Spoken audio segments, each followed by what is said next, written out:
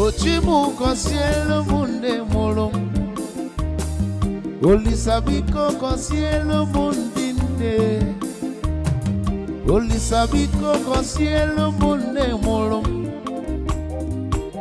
Ochukwu kosielo mundinde nile Asimuchukwu kosielo mumamagio Alilindinde nemelu malo Akwagoba nwa obonye kagabo Agogoba nwa obonye kagabo Nwazabuba obonye kagabo Polisi bulu nwa obonye kagabo Afosaba nwa obonye kagabo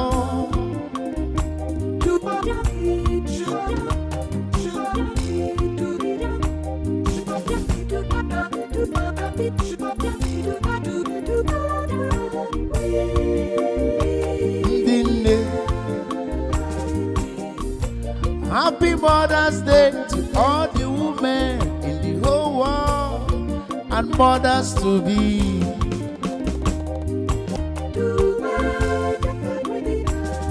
May God bless the fruit of your womb.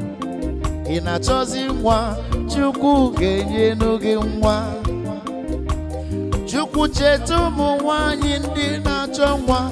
Akwa fanebe akalia o alile kuofa. Ufoda dara ruzi ula bali. Wakana fe mwela nwa. Chukwu biko chete nufa. Jenufa nwa. Kafafu umu akana befa. Gobi wedi nufa ma Chukwu. Kafa solibe ha moleva. Are you looking for the fruit of the womb?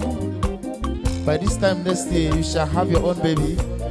By this time next year, you shall celebrate the Mother's Day with your own child, with your own children. Amen. Chukune kwandi kedi amuramu, ndidi famulamu, umuwanya jadu, chuku polufadi. For all the women that have lost their husband, may God continue to be your husband. May God provide for you.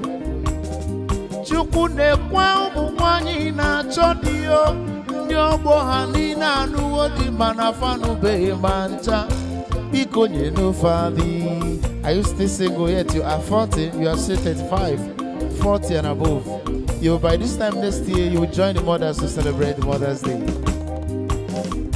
Chukwu gozi umu nine ndine muluo.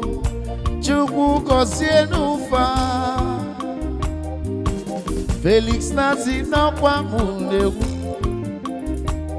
Makalili ndine gebelo malo. Ife nde na funu welika yo.